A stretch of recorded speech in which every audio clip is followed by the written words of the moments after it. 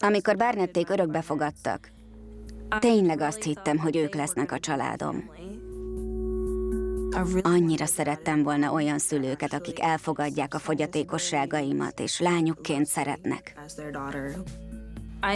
Rengeteg olyan tévéműsort néztem, ahol anya és lánya közeli kapcsolatban állnak. Azt hittem, hogy Kristin olyan anya lesz, akiről mindig is álmodtam. Amikor megérkeztünk Barnették házához, Kristin és Michael körbevezettek. Megmutatták a szobámat is, melyben ott állt egy óriási babaház, egy hercegnő ágy, és ilyenek. Megmutatták a gardróbomat is, amitől elképettem. Még a polcokat is lejjebb rakták, hogy elérjem a ruháimat. Nagyon boldog voltam. Volt egy park az utca túloldalán, ahol sokat lógtunk, rengeteget játszottunk. Nagyon élveztem. Iskolába is jártam, első osztályba.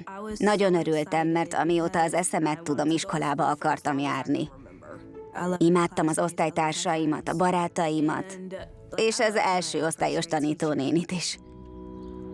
Barnették azt terjesztették, hogy Natalia nagyon-nagyon okos és haladó szintű könyveket olvas.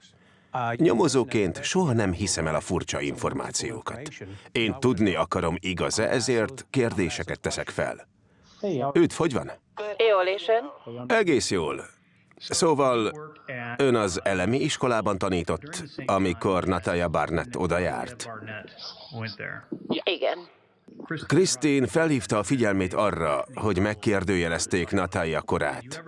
Ön kétségbe vonta ezt valaha?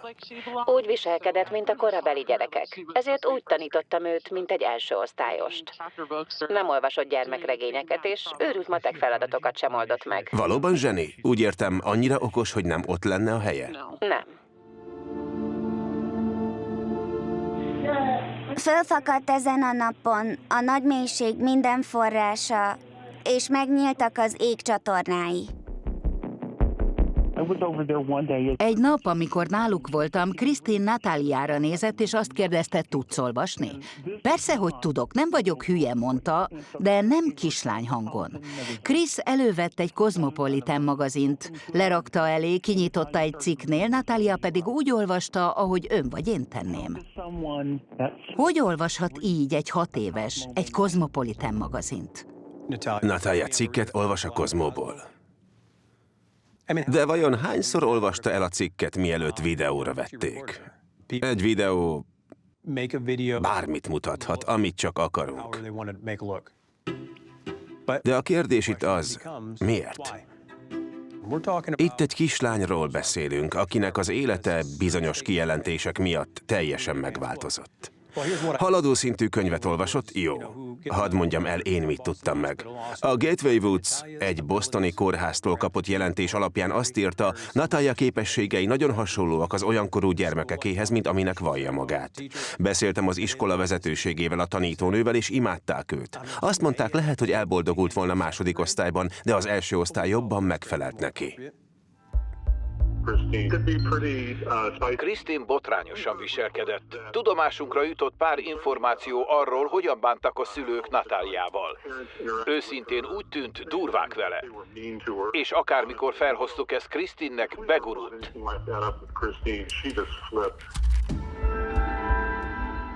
Kristin egyszer azt mondta, kiveszlek az iskolából. Eltüntette az iskolai barátaimat.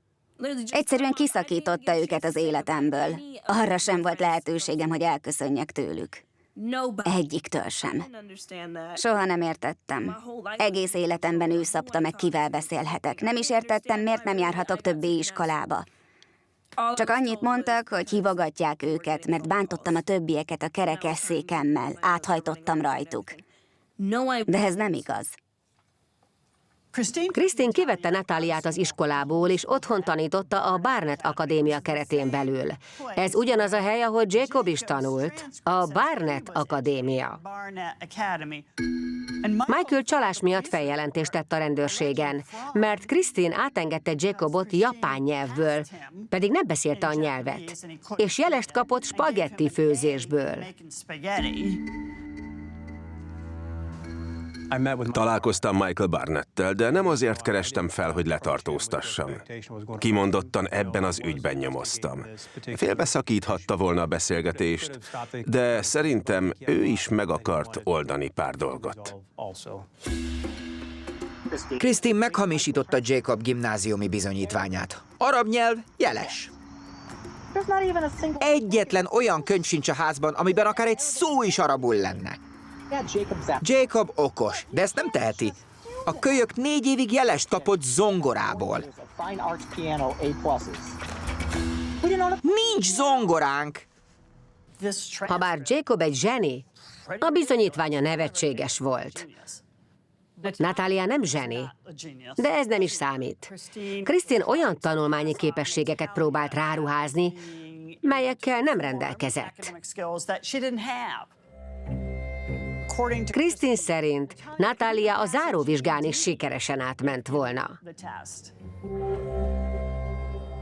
Christine azt gondolta, miatta lett Jacob géniusz. Ő mentette meg akkor, amikor más már nem tudta. Michael elmondása szerint Christine ezt tervezte Nataliával is. A gond az volt, hogy Natalia nem illett a történetébe. Csak 6 vagy 7 éves voltam, amikor Christine egy fizikatesztet rakott elém. Erre én nem tudom, mit csináljak. Mi ez? Erre ő, tudom, hogy tudod, meg fogod oldani. És elsétált.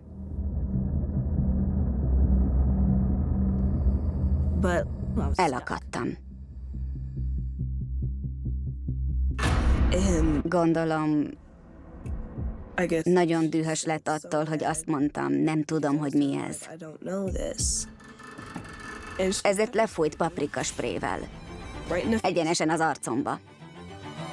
Azt mondta, minden alkalommal ez lesz, amikor nem hallgatok rá. Dörzsölni kezdtem a szememet. Azt mondta, ne csináljam, mert csak rosszabb lesz. Egyszerűen nem hagyta, hogy kimossam. Nem is segített. Én csak ki akartam mosni a szememből, mert fájt.